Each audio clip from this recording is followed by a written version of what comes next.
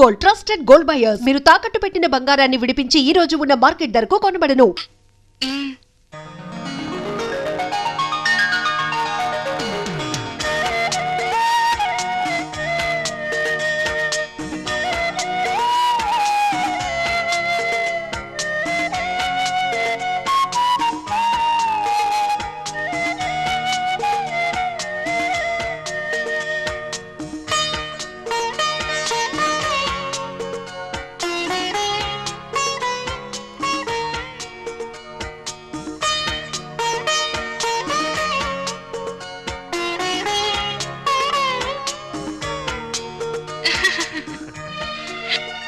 సుమతి, కళ్ళజోడు పెట్టుకోకపోతే మీ అమ్మ బొట్టు పెట్టుకోలేదు, మామయ్య చొక్కా బొత్తము పెట్టుకోలేడు.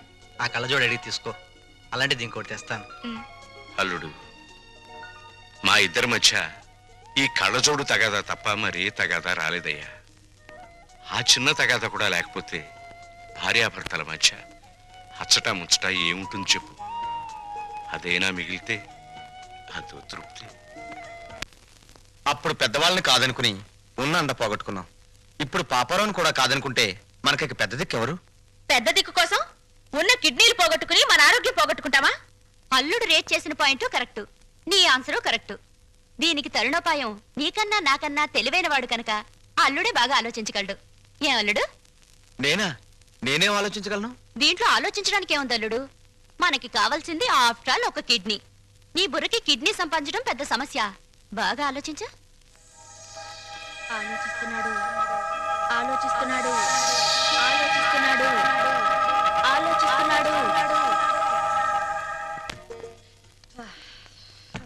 అత్తయ్య, అమ్మా, నాన్నగారేరి? నా వల్ల కాదురా బాబు, ఆయనతో నేను పడలేను. శ్రీశైలం వెళ్ళామా, అక్కడి నుంచి రామేశ్వరం, కన్యాకుమారి రోలర్ మీద వెళ్ళాలని మొండికేశారు. ఆయన సత్రంలో నిద్రపోతూ ఉంటే ఆయనతో చెప్పా పెట్టకుండా పారిపోయేసాను. మావయ్య గారు కంగారు పడతారేమో అత్తయ్య. ఏం పర్వాలేదమ్మా, రోలర్ చక్రం మీద ఇంటికి వెళ్తున్నానని రాసి దొంగల బండి ఎక్కొచ్చేసాను. వదిలి గారు, ఇదేనా రావడం? అవునదినే, మీరెప్పుడొచ్చారు? 15 రోజులైంది. 15 రోజులైందా? అది నేనే రమ్మన్నాను అత్తయ్య. ఓహో, ఒంటరిగా ఉండలేక జతకు రమ్మనింటావు. ఫోన్లే, నేనొచ్చేసాగా. నమస్కారం అమ్మా. మీరు వచ్చారా? ఒళ్ళంతా కంపరంగా ఉంది, స్నానం చేసి వస్తానమ్మా. అమ్మా, ఆ, ఎదటి వాళ్ళు ఏమనుకుంటారో లేకుండా ఏమిటా మాటలు? ఏం మాట్లాడాలో ఏం మాట్లాడకూడదో నాకన్నీ తెలుసు. ఒకరి కొంప మీద ఒకరు పడి తింటే ఎంతటి వాళ్ళైనా రోడ్డును పడాలి. చాలే, నువ్వు ఇంకేం మాట్లాడుకో, వాళ్ళు ఇక్కడే ఉంటారు అంతే. ఎలా ఉంటారో నేను చూస్తాను.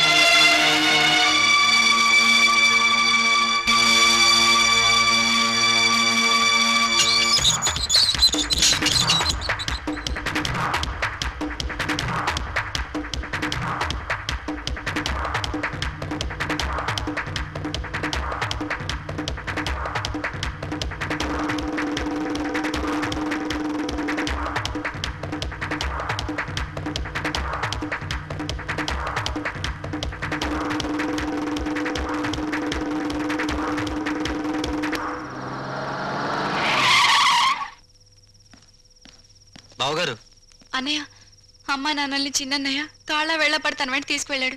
ఇదేదో అర్థం కాని విషయంలో ఉంది. ఇంకా అర్థమయ్యేదే ఉంది. ఆ కసాయివాడి మాటలు నమ్మి అమ్మా నాన్న తోడేళ్ల కొంపకు వెళ్ళారంటే ఇదేదో పెద్ద కుట్రే. తేలుస్తా.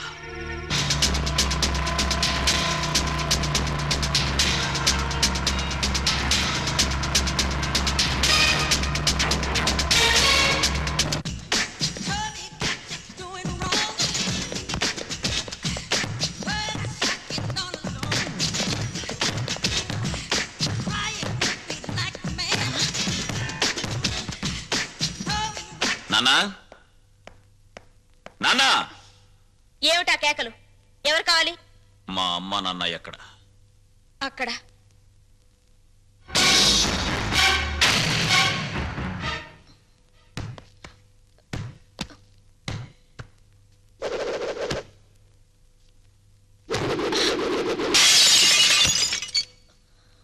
మా అమ్మ నాన్న ఎక్కడ?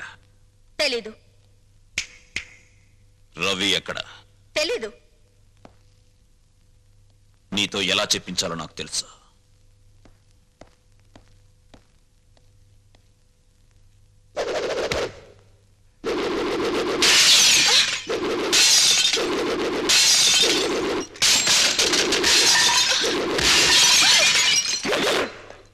పొగరబోత్తాను నీకే కాదు నాకు ఉంది. నేను ప్రాణంతో ఉండగా మీ అమ్మా నాన్న ఎక్కడున్నారో నేను చెప్పను. నువ్వింకా ఇలాగే ఏమైనా స్మాష్ చేశావో నేను నీ చెల్లెల్ని, నీ కళ్ళ ముందే నేను నగ్నంగా తయారవుతాను. ఓహో, నువ్వు ఈ దారిలో వచ్చావన్నమాట. దీనికి తగ్గ ఆయుధం నా దగ్గరుంది. చందన, ఎస్,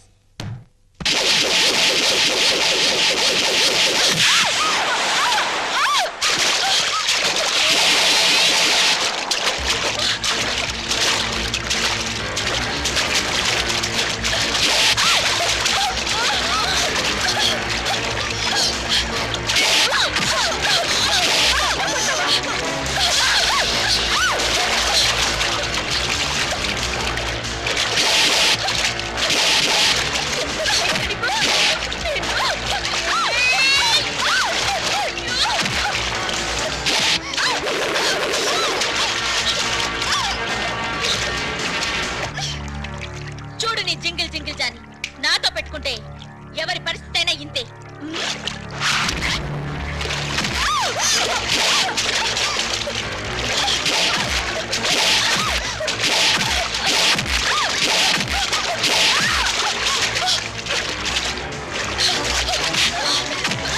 చెప్పు, చెప్పవే, చెప్పు. మా నాన్న కిడ్నీ ట్రబుల్. వాళ్ళ అమ్మ నన్ను కిడ్నీ ఇచ్చేందుకు హాస్పిటల్లో ఉంచాం. ఏ హాస్పిటల్? రంగా, అమ్మా, నువ్వు ఇక్కడున్నావా? నాన్నగారేది? లోపలున్నారు. ఏం ఒంట్లో బాలేదా? అదేం కాదురా, పాపారావుకు 2 కిడ్నీలు పోయాయట. ఎవరైనా కిడ్నీ ఇవ్వకపోతే బతకడు. అందుకే మీ నాన్నగారు కిడ్నీ ఇస్తున్నారు. ఏమ్మా, ఆ పాపారావు ఎంత దుర్మార్గుడో మీకు తెలుసు కదమ్మా. అలాంటి వాడికి కిడ్నీ ఇవ్వడం ఏంటమ్మా? నాన్నగారు బాగా ఆలోచించారా? బాగా ఆలోచించావురా. అంటే నీ ఆమోదముద్ర కూడా పడిపోయిందన్నమాట. అవునులే, భర్త అడుగుజాడల్లో నడిచే గుణవంతురాలైన గొప్ప ఇల్లాలేవి కదా. ఆయన చేసే త్యాగాలకు సంతోషంగా తలూపి భర్తకు రాబోయే కీర్తికి పొంగిపోయి బయట కూర్చున్నావు. బాబు, మీ నాన్నగారిని సరిగ్గా నువ్వు అర్థం చేసుకోవడం లేదురా. నిజమేనమ్మా, నిజమే. అర్థం చేసుకోకే ఒకసారి చీపోరా అంటే బయటికి వెళ్ళిపోయాను. ఇప్పుడేమైనా అర్థం అవుతారేమో ఒకసారి ప్రయత్నిస్తాను. ఎక్కడా మహానుభావుడు? నువ్వెంతో గొప్పవాడిగా భావించి ఆయన దర్శన భాగ్యం చేసుకుని వస్తాను.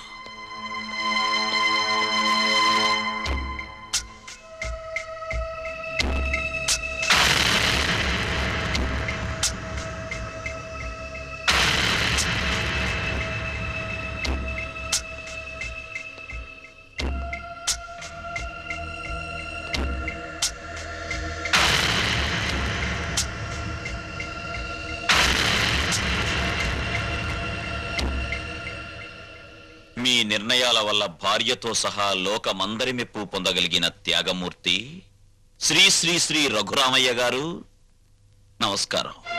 శత్రువుకి తన కవచకుండలాల్ని దానం చేసి తన ప్రాణాన్నే పణంగా పెట్టిన కర్ణుడు మీకు బంధువా? పక్షి ప్రాణం కోసం తన రక్తమాంసాల్ని కోసిచ్చిన శిబి చక్రవర్తి మీకు ఆదర్శప్రాయుడా? ఆహాహాహాహా, ఎంత మంచిని ప్రోత్సహిస్తున్నారు సార్. కానీ వాళ్ళంతా లోక కళ్యాణం కోసం త్యాగాలు చేశారు. మీరు లోకానికి చెడు మాత్రం చేసే ఈ పాపారావుని రక్షించి ప్రజల్ని భక్షించమని ప్రపంచం మీదకి వదలబోతున్నారు. ఇదే మీకు తెలిసిన నీతి, న్యాయం, ధర్మం. రేరంగా, నీ ఆవేశం నీదేనా? నేను చెప్పేది కాస్త వింటావా? చెప్పండి, చెప్పండి. లోకంలో ప్రతి వ్యక్తి తను చేసిందే సరైందనుకుంటాడు. అది మానవ నైజం. అక్కడ అమ్మ సమర్థించడాన్ని విని సంతోషంతో గుండె వేగం పెరిగింది. ఇప్పుడు తమరి వాదన విన్న తర్వాత ఆనందంతో హృదయమే పగిలిపోతుందేమో. చెప్పండి, త్వరగా చెప్పండి. రేరంగా, నువ్వు ఎంత వ్యంగ్యంగా మాట్లాడినా నేను చెప్పేది కూడా వినరా. వాడు పాపారావు అన్న విషయం పక్కన పెట్టు. ప్రస్తుతానికి తన వాడెవరో ఆదుకోక ఓ మనిషి కిడ్నీ లేక చచ్చిపోతున్నాడ్రా.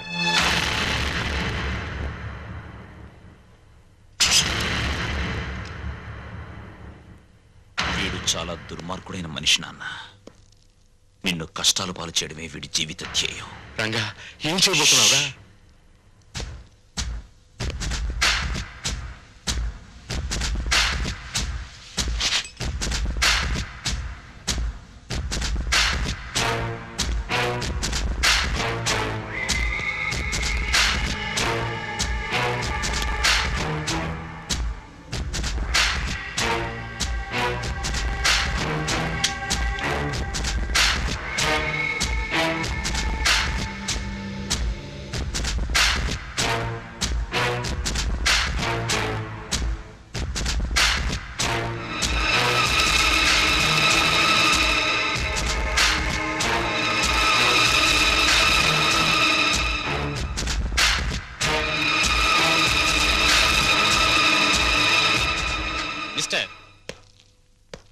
ఆయనపై మీకున్న అనుమానం నాకు అర్థమైంది.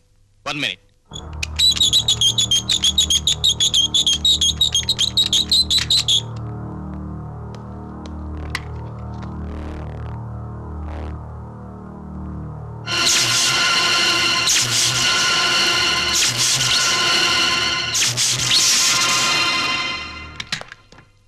ఆయన్ని షాక్ నుంచి కోలుకునేందుకు చేయాల్సిన ప్రయత్నాలన్నీ చేశాను.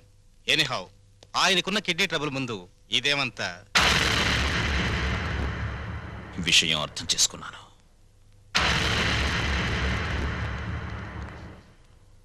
నాన్న, పాపారావు దీనాతి దీనమైన స్థితిలో ఉన్నాడు గనక మానవతా దృష్టితో అతనికి కిడ్నీ ఇవ్వడానికి సిద్ధమయ్యామని అర్థమైంది. ఆ అవకాశం నాకివ్వు. పాపారావుకి కిడ్నీ నేనిస్తాను. రంగా, నన్ను రక్షించడానికి ప్రయత్నిస్తున్నావు కదూ? అలా ఎందుకు అనుకోవాలి నాన్న? నీకన్నా నాలో వయస్సుంది. బ్రతకడానికి 2 కిడ్నీలు అక్కర్లేదు, అర కిడ్నీ చాలు అన్న ఆవేశం ఉంది. వీటన్నిటికీ మించి నీ పెంపకంలో నేర్చుకున్న నీతి, నిజాయితీ, కృతజ్ఞత, బాధ్యత నాలో ఉన్నాయి. ముఖ్యంగా నన్ను వంచిన వాడితో డీల్ చేసే అవకాశం వస్తుంది. అయితే పగ తీర్చుకునే ఆలోచనతో ఈ దానానికి సిద్ధపడుతున్నావు అన్నమాట. చచ, కౌరవులు పాండవులు అన్నదమ్ములు. వాళ్ల మధ్య యుద్ధం వచ్చేసరికి న్యాయ మార్గాన ఉన్న పాండవులు సైతం తమ తాత భీష్ముణ్ణి ఎలా చంపాలో, తమ గురువు ద్రోణుణ్ణి ఎలా జయించాలని ఆలోచించారు. నిజానికి ఇప్పుడు నా పరిస్థితి అంతే. ఆ యుద్ధంలో కత్తులు, కటార్లు, మంది, మార్బలం, కుట్ర, కుతంత్రాలు ఎన్నో ఉన్నాయి. కానీ ఈ యుద్ధంలో నెత్తురుండదు, చంపటాలుండవు. హృదయాలుంటాయి, నీతి నియమాలుంటాయి, బాంధవ్యాలుంటాయి. ఇవేమిటో తెలియని ఆ తండ్రికి కను విప్ప, కన్ను మూత అని తేల్చాల్సి ఉంటుంది. తేల్చేస్తాను.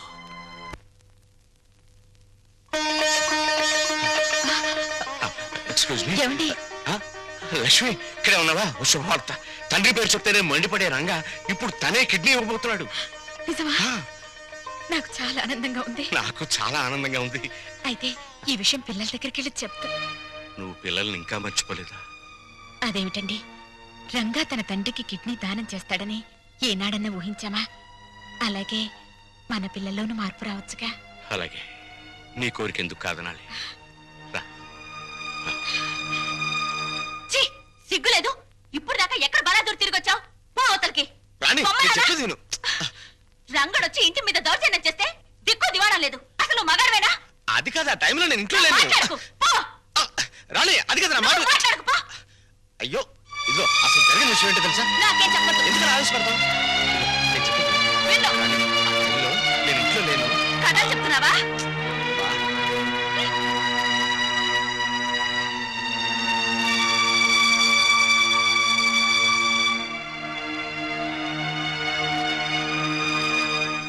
వచ్చేసారు అత్తయ్య.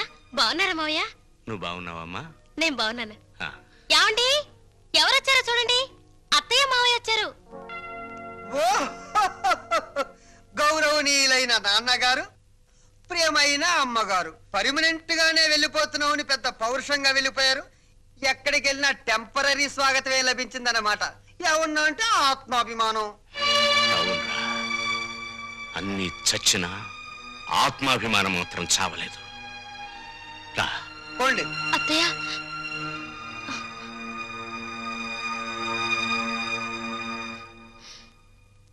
నీలాంటి కొడుకుని పురిట్లోనే వడ్లగిన చేసి చంపాలరా నీచుడా. ఓం స్వామియే శరణం శరణమయ్యప్ప. ఓం స్వామియే శరణం శరణమయ్యప్ప. ఓం స్వామియే శరణం శరణమయ్యప్ప. ఓం స్వామియే శరణం శరణమయ్యప్ప. ఓం స్వామియే శరణం శరణమయ్యప్ప. ఓం స్వామియే శరణం శరణమయ్యప్ప. నమస్కారం, నమస్కారం. తమని చూస్తే ఏదో ఉన్నత కుటుంబం నుంచి వచ్చినట్టున్నారు. ఏమైనా కష్టాలా? మరి ఇంకే రండి, పంచుకుందాం.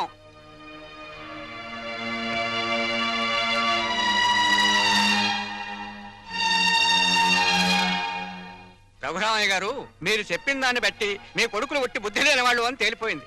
ఆస్తి మీ స్వాధీతం అంటున్నారు గనక మీరు రాసిన వీలునామా చెల్లదు అని ఒక్క నోటీస్ కొట్టండి. ఆస్తి మీ చేతికి వస్తుంది. దెబ్బకి వాళ్ళకి బుద్ధి వస్తుంది. వాళ్లకు బుద్ధి చెప్పాలని నేను రాసిన వీలునామాన్ని రద్దు చేసి నేను బుద్ధి తక్కువ పని చేయను. భగవంతుడిచ్చిన రెక్కలున్నాయి, ఏదో ఒక పని చేసి బతుకుతాం.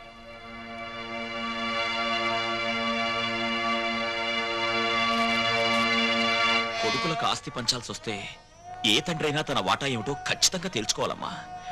అప్పట్లో ఏముండి పిల్లల్ని పెంచి పెద్ద చేశాం, ఇప్పుడు ఆ మాత్రం మాకు మేము సంపాదించుకుని బతకలేమా అన్న ధీమా శుద్ధ తప్పు. ఒక వయసు వచ్చాక మనసులో ఆవేశం ఉంటుంది తప్ప పూర్వంలా కష్టపడే సత్తా ఒంట్లో ఉండదమ్మా.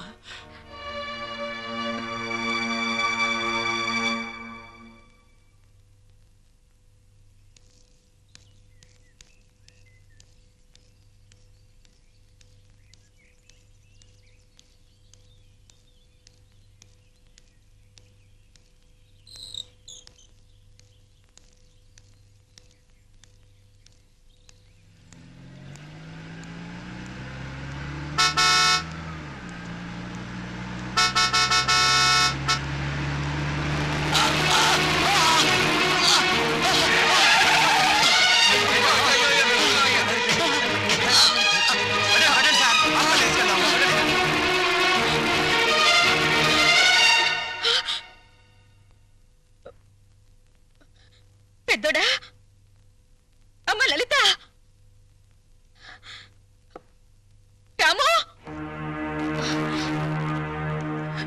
ఏమైంది అత్తయ్య? ఒరే పెద్దోడా, మీ నాన్నను కారు గుద్దిందిరా. రక్తం చాలా పోయిందట.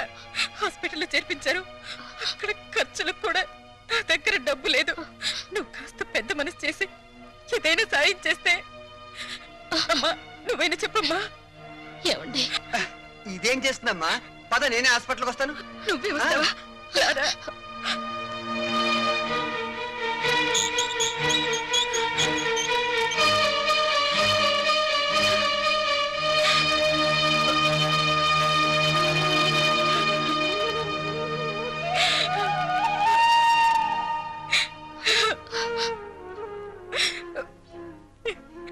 ఎలా బ్రతికిన ఆయన ఎలా అయిపోయారో చూసావా? కళ్ళు తెరిచి చూడండి. ఏమండి, ఏమండి, ఏమండి? డాక్టర్, ఆయనకేమి కాదు కదా? స్పృహ వచ్చేంత వరకు ఏమి చెప్పలేము. అయ్యో, అంతవరకు మీరు ఆయన డిస్టర్బ్ చేయకుండా ఉంటే బెటర్. అమ్మా,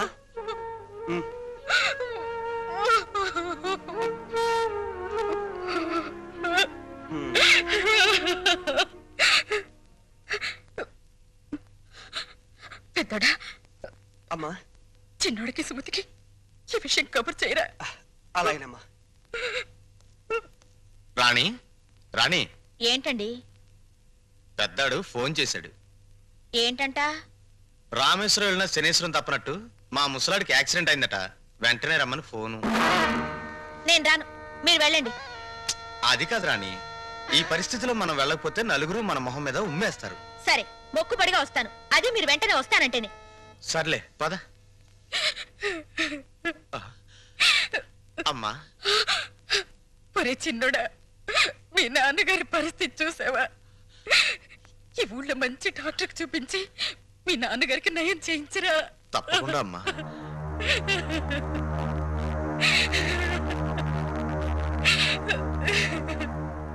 పెద్దోడా, డాక్టర్ గారు ఏమన్నారు? ఇది ప్రయోజనం లేని కేసు అన్నాడరా. అసలు ఏం జరిగిందిరా? నాన్న ఏదో ఆఫీస్కి ఉద్యోగం కోసం వెళ్ళాట. తిరిగి వస్తుంటే యాక్సిడెంట్ అయింది. ఉద్యోగానిక? మన బతుకులు బజార్ పాలు చేయడానికి తప్పితే ఈ వయసులో ఆయనకు ఉద్యోగాలు ఎందుకురా? సార్, ఈ మందులు పట్టండి. ఇదిగో.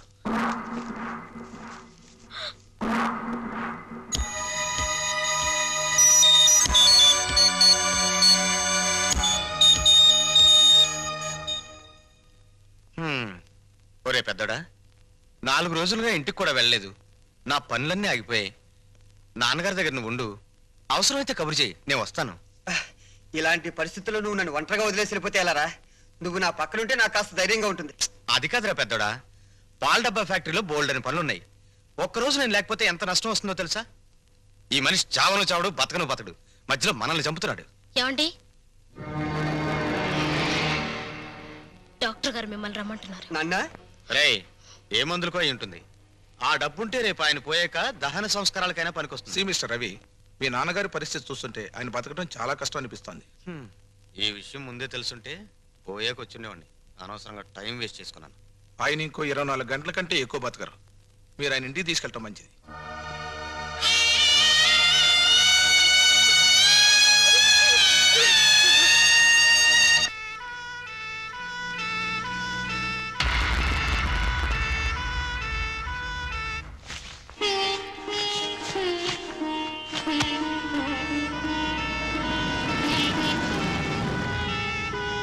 అదిగో మీ నాన్నగారు వచ్చారు. ఆ దిండు కాళ్ళ దగ్గర వేయమా, మెత్తగా ఉంటుంది. ఇటివ్వండి. అమ్మా లలిత, కరెంటు పోతుందేమో, విసర్కర వెతుకో. అలాగే అత్తయ్య. నేను వెళ్ళి మీ నాన్నగారిని తీసుకొస్తాను.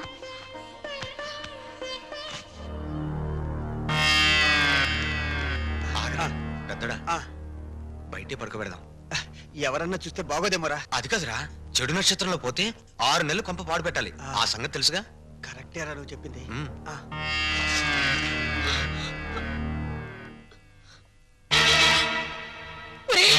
ఆయన కోసం లోపల పరుపు అన్ని సిద్ధం చేస్తే ఈ దరిద్రపు చాప మీద బయట పడుకోబెట్టారేమిట్రా? లోపలికి తీసుకురండి. ఏమన్నా మాట్లాడేమిట్రా? చెప్పేది మీకేరా? లోపలికి తీసుకెళ్లాలన్న విషయం మాకు తెలుసమ్మా, కానీ ఏదన్నా జరిగితే ఏదైనా జరిగితే అంటే అమ్మా, పెద్దదాని నీకు తెలీదా?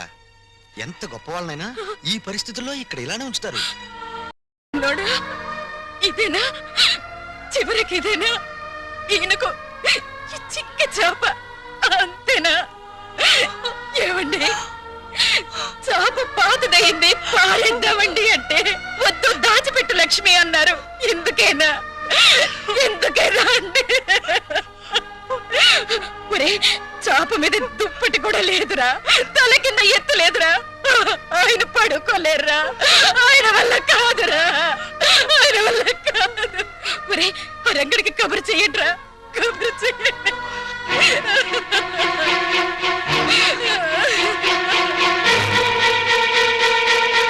నేను అర్జెంటుగా రంగాన్ని కలవాలి.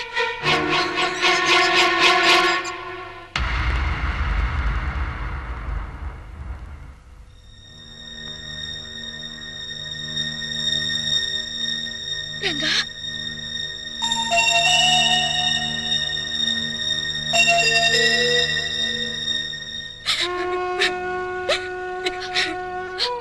ఏమండి?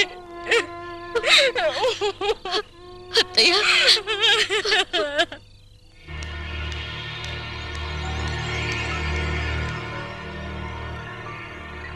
మనం ఇక్కడికి వచ్చి 10 రోజులైంది. మీరు ఇక్కడ శవజాగరం చేస్తూ కూర్చుంటే అక్కడ మన ఫ్యాక్టరీ కూడా ఎవరు చూస్తారు? చూడు రాణి, రేపొక్కరోజు ఓపి పట్టు, ఎల్లుండి దాకా నేను ఆగను. సరే, రేపు ఒక్కరోజు ఓపిక పడతాను. ఎల్లుండి మీరు రాకపోతే నేను ఒక్కరితో వెళ్ళిపోతాను. నేనెవరిని కేర్ చేయను.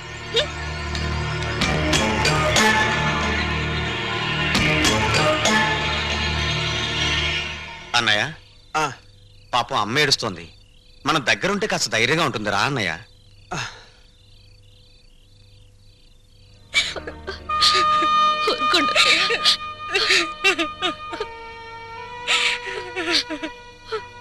అమ్మా, అలా తల దగ్గర కూర్చుని ఏడిస్తే నాన్నగారికి మంచిది కాదమ్మా. అలా ఏడవకమ్మా. ఇది శ్రావణ మాసం, అమ్మవారి గుళ్ళో పూజలు జరుగుతున్నాయి. నువ్వు కూడా వెళ్ళి పూజలు చేయమ్మా. ఆ దేవత నీ పసుపు కుంకాలు చల్లగా చూస్తుంది. ఈ స్థితిలో నేను వెళ్ళలేనురా. నా మాట కాదనకమ్మా. ఆ దేవుడు కన్న కొడుకులను ఇచ్చినట్టే కట్టుకున్న భర్త ప్రాణం కూడా ఇస్తాడమ్మా. కావాలంటే వదిన్ని చెల్లిని తోడుగా తీసుకుని వెళ్ళమ్మా. నాన్నగారికి అన్నయ్య నేను తోడుగా ఉంటాం. వెళ్ళిరామ్మా, నా మాట విను ప్లీజ్. వెళ్ళిరా చెల్లాయ్, వెళ్ళండి. నాన్నగారి ఆరోగ్యం కుదుటపడితే ఆ అమ్మవారికి వెండి కిరీటం చేయిస్తానని మొక్కుకోండి. ఒట్టమ్మా, నాన్నగారు బాగుండాలే కానీ వెండి కిరీటం ఏంటమ్మా, బంగారు గాజులు కూడా చేయిస్తాను.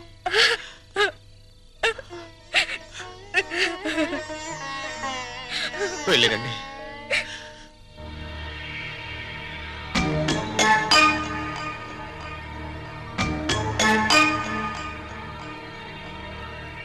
చిన్నాడా, ఏంటి కదా?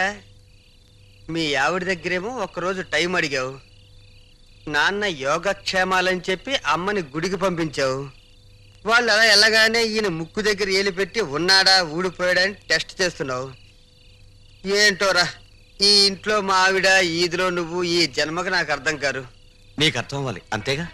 నేను అర్థమయ్యేటట్టు చెప్తాను, నాతో రా. రారా.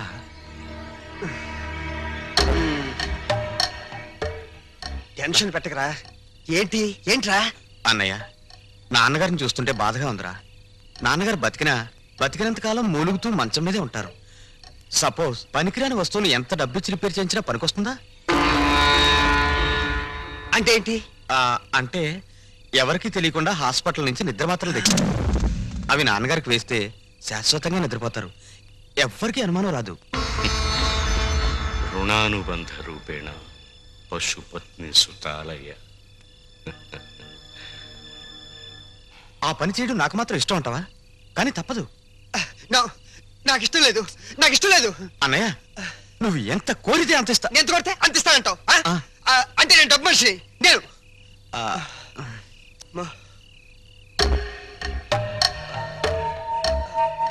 సరే, నీ ఇష్టం చెట్టే, నీ ఇష్టం చెట్టే.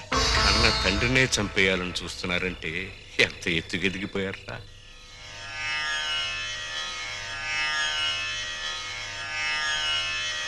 పిచ్చిది, మీ అమ్మ తనకి సుపుత్రుడు కలగాలని ముక్కోటి దేవతరికి మొక్కుకుందిరా. అదొచ్చి మిమ్మల్ని ఇప్పుడు ఇలా చూసిందంటే తట్టుకోలేదు. కానివ్వండి.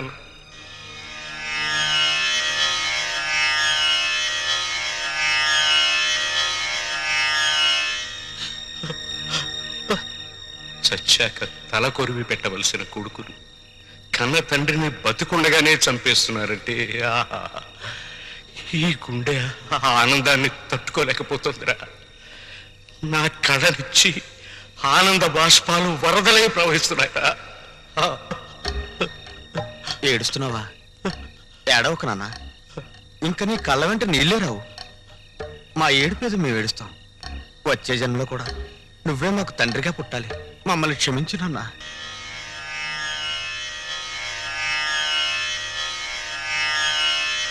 నాన్న, మీ అమ్మ నన్ను బతికించమని వేడుకోవటానికి దేవుడి దగ్గరికి వెళ్ళిందిరా. మీ ప్రతిభ తెలియని ఆ దేవుడు తొందరపడి వరమిస్తాడేమో. త్వరగా చంపేయండి నాన్న. మీ అమ్మ తిరిగి వచ్చే లోపు నన్ను పంపించేయండి.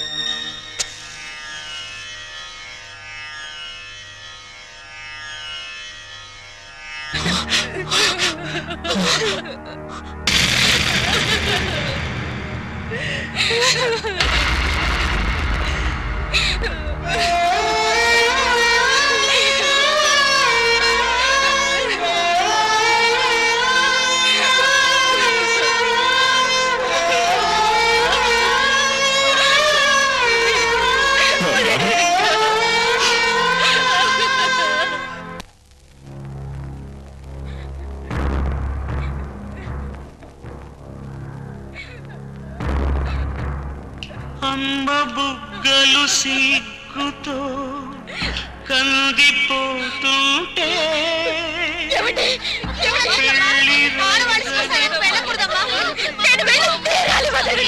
పోయింది పెళ్లి కొడుకాయగా పాత మా నాన్న పట్టుబట్టలు పెట్టరే హారతివ్వరే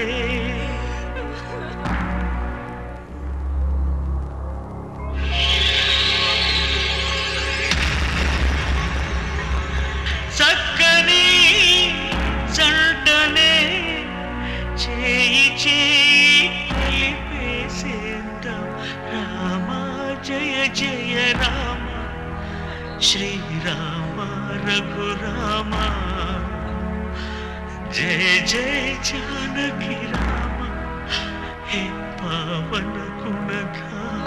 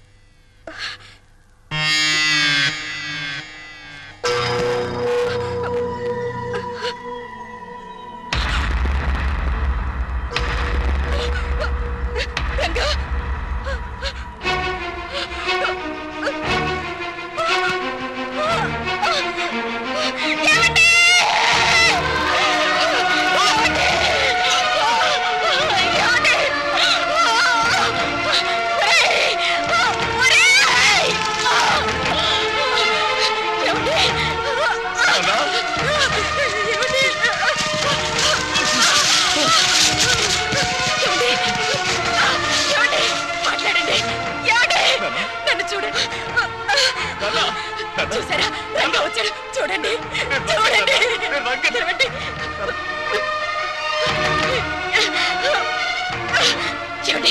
మా ఆయన చచ్చిపోలేదు బ్రతికే ఉన్నారు రంగా మీరు అరగా చచ్చిపోలేదు బ్రతికే ఉన్నారు ఏమండి ఏమండి మీరు లక్ష్మి మాట్లాడండి మా ఆయన చచ్చిపోలేదు బ్రతికే ఉన్నారు ఏమండి ఏమండి ఏమండి మాట్లాడండి ఏమండి ఒక్కసారి నా వంక చూడండి మాట్లాడండి ఏమండి మాట్లాడండి ఏమండి ఒక్కసారి కళ్ళు తెరవండి మాట్లాడండి నన్ను చూడండి కళ్ళు తెప్పాను ఏమండి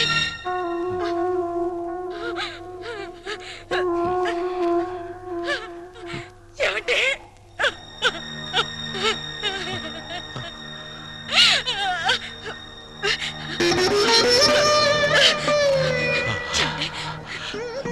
చెప్పండి ఏం జరిగింది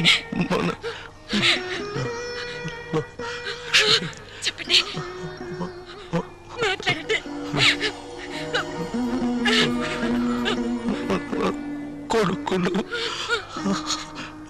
నిద్ర చెప్పండి నిద్ర ఏం జరిగింది చెప్పండి మాత్రలు నిద్ర మాత్రలు నాకు చెప్పండి చెప్పండి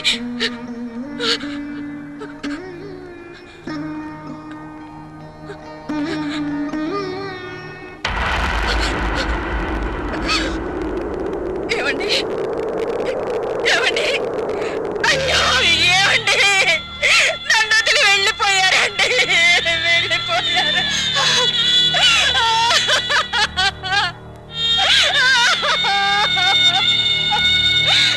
మీరు లేకుండా నేను ఎలా బతకనండి నేను ఎలా బతకనండి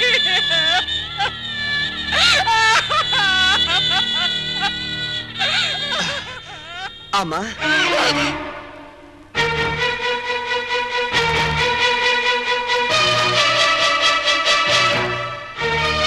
సరే ఇంతకీ వెళ్ళేది టెంపరీగానా పర్మనెంట్ గానా? పర్మనెంట్ గారేరా పర్మనెంట్ గా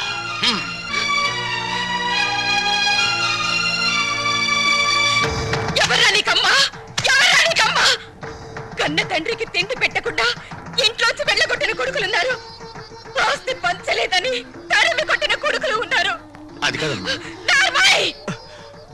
బతికున్న తండ్రికి పాడి కట్టి చితి పేర్చిన కొడుకుల్ని మిమ్మల్ని చూస్తున్నాన్రా. ఈ దారుణం ఈ లోకంలో ఇదే మొదటిసారి అయ్యుంటుందిరా, ఇదే మొదటిసారి అయ్యుంటుంది. ఏ జన్మలో ఏ పాపం చేశాను, ఏ కిరాతకుల్ని నా కడుపున కన్నాను. ఈ దుర్మార్గులు ఇంకా ఎన్ని ఘోరాలు చేస్తారోనని భయపడి మీరు వెళ్ళిపోయారండి, మీరు వెళ్ళిపోయారు. నాన్న పోయేసరికి అమ్మకి పిచ్చెక్కిందన్నయ్య. నువ్వు కార్యక్రమం కానీ.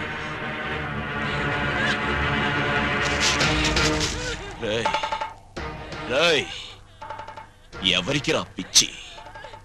నీకు పిచ్చి, నీ అన్నకు పిచ్చి, వాడికి డబ్బు పిచ్చి, నీకు పెళ్ళాం పిచ్చి. మీలాంటి దొంగ నా కొడుకుల్ని భరిస్తున్న ఈ లోకానికే పిచ్చి. అమ్మా అని అరిస్తే అయ్యో నా కొరకాని ఏడవడానికి, ఏడ్చి తలనిమలడానికి, ఓదార్చడానికి ఆ అమ్మకు మీరేం మిగిల్చారా? చితి మీదున్నది మీ పాపాల్ని చూడలేక కన్ను మూసిన నాన్న శవం. ఆ నేల మీదున్నది మిమ్మల్ని చూస్తూ నేనింకా బతికున్నానే అని కుళ్ళిపోతూ బతికున్న అమ్మ శవన్న, అమ్మ శవం.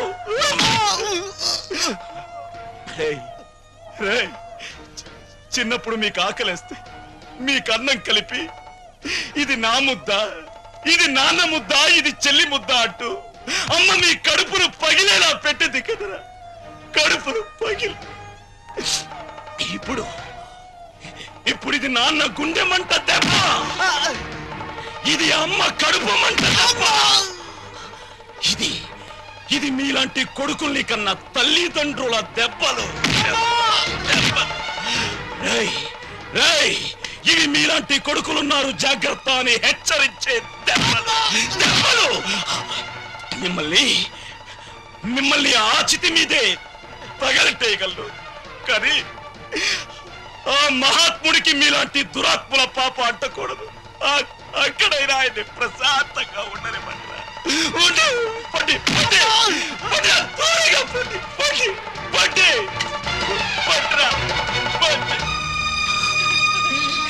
ఒరే రంగా, నీలాంటి ఉత్తముణ్ణి కొడుగ్గా కనలేకపోయినా దురదృష్టవంతురాలిన్రా నేను. కన్న తండ్రి ఎలా ఉండాలో చెప్పాడు, నిన్ను పెంచిన ఈ తండ్రి కన్న తండ్రి ఎలా ఉండకూడదో చెప్పాడురా, నిన్ను కన్న ఆ తండ్రి. అయినా అటువంటి మనిషికి ప్రాణదానం చేసిన మనసున్న మనిషివి నువ్వే ఈయనకు తలకొరివి పెట్టాలిరా. అప్పుడే ఈయన ఆత్మ శాంతిస్తుంది. ఇదిగో